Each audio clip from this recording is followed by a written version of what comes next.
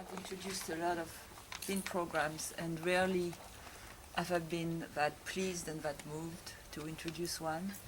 And I'm so happy to see this kind of audience here today.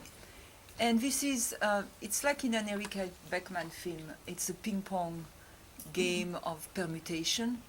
New York, Los Angeles, New York, Los Angeles, Los Angeles. And, you know, there are also some people from Massart. I don't want to underplay them. It's East Coast, right? Okay, so East Coast, West Coast, East Coast. So there's probably some people from, you know, San Diego, whatever. But Ericka and I, we met in New York. But she had already been at CalArts between 72 and 74, which is a place that I had never heard of at that time. I was happily making my way through the New York avant-garde, blah, blah, blah.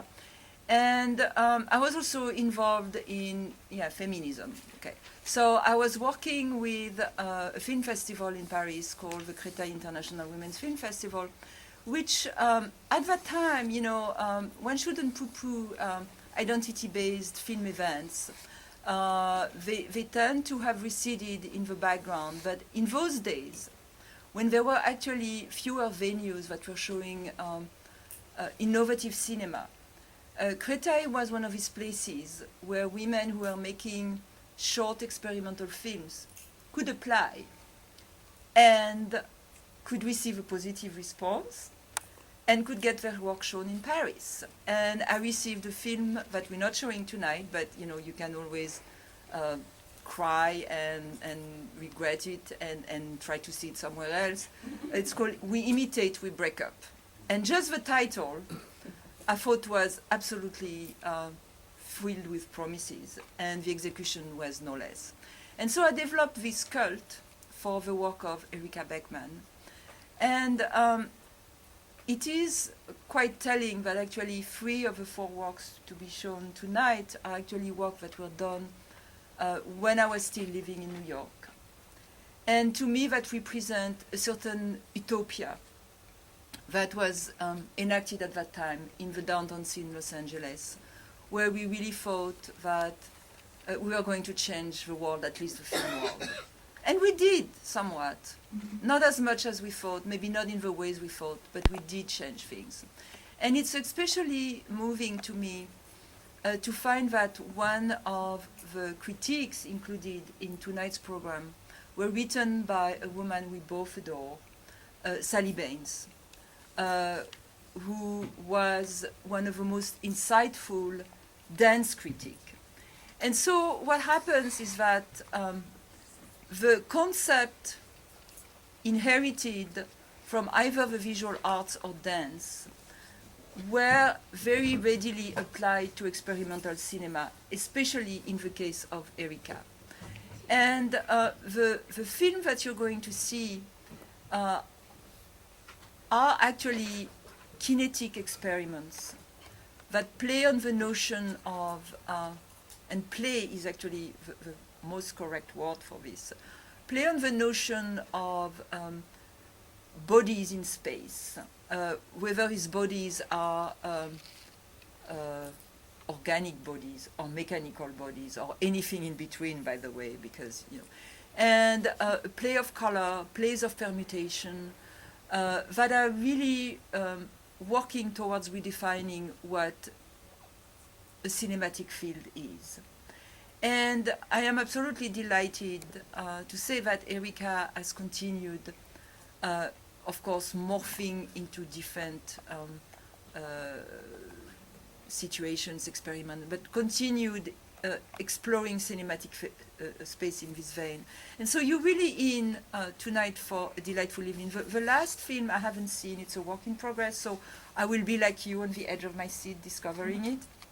The first 3 films I have seen, and it will be, some of them not in a very long time, and it will be a very, very profound experience. And for some of you, I believe you may have seen already some of these films, and if you're here, it's because you know, like good wine, Ericka Beckmann's work gets better as time goes by. So we're going to have afterwards a Q&A, which I would really encourage you to stay, because hey, I mean, she's in New York, we're in LA, she's not here every day, so let's get the most we can out of her, like, you know, let's. And Ericka, would you please come here? And it's so wonderful to have you.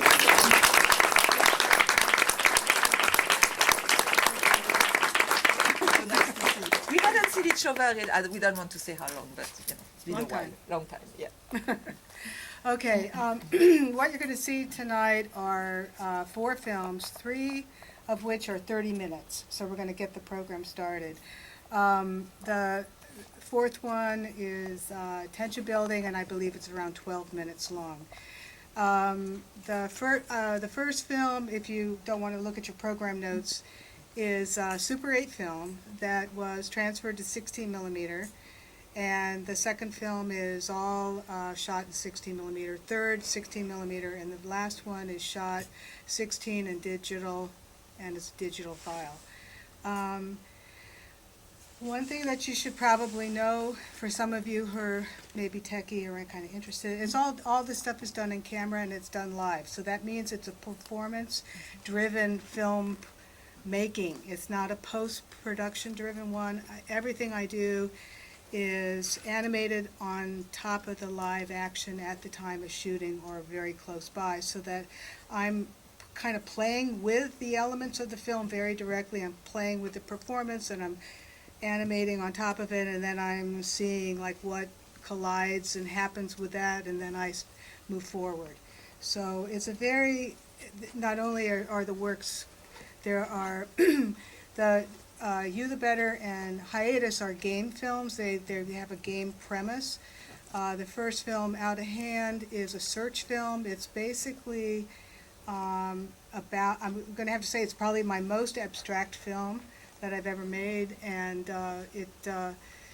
it sort of completes a work called the Super 8 Trilogy, which, if anyone's interested in further seeing that, it's a DVD that you can get on Amazon. So I'll just put that out there, just so you know. How much? $11. Okay, but I'd love to talk to you afterwards. It's my pleasure to be here and to see all your wonderful faces. It's our pleasure to have you here. Thank you so much. The repetition meant something when I made it, you know, or it was identified with other things that were, other artists that use those tactics, mostly dance, in order to create a kind of stasis and to be able to make a transition.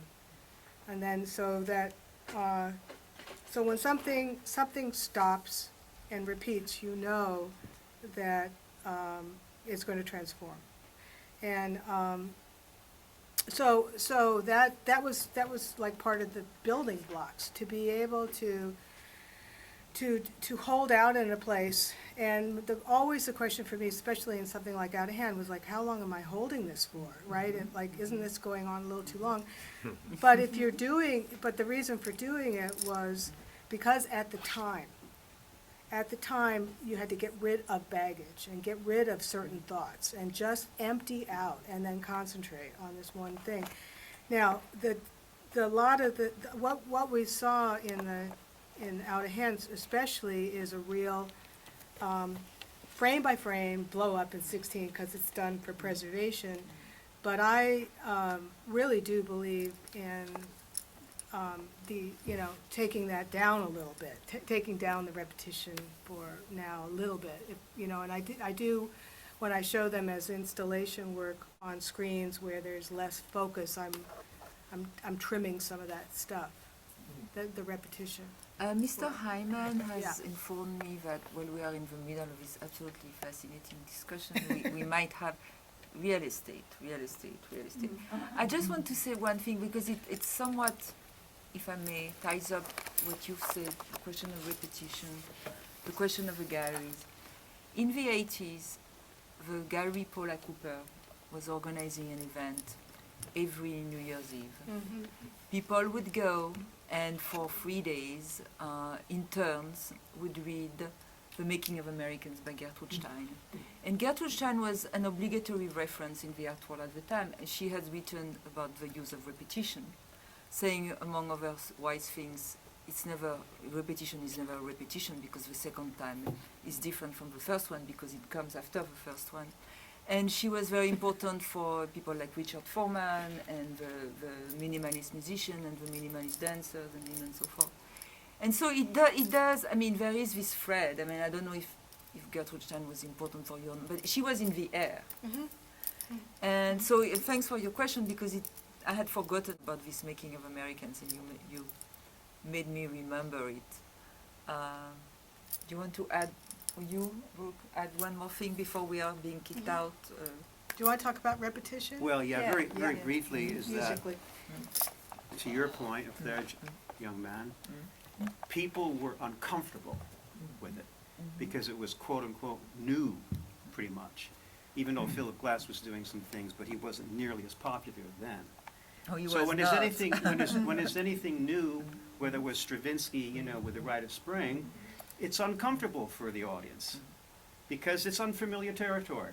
It's not what they're used to. And a lot of artists, of course, are ahead of the curve, some of them way ahead of the curve, and the audience, it takes time for them to catch up.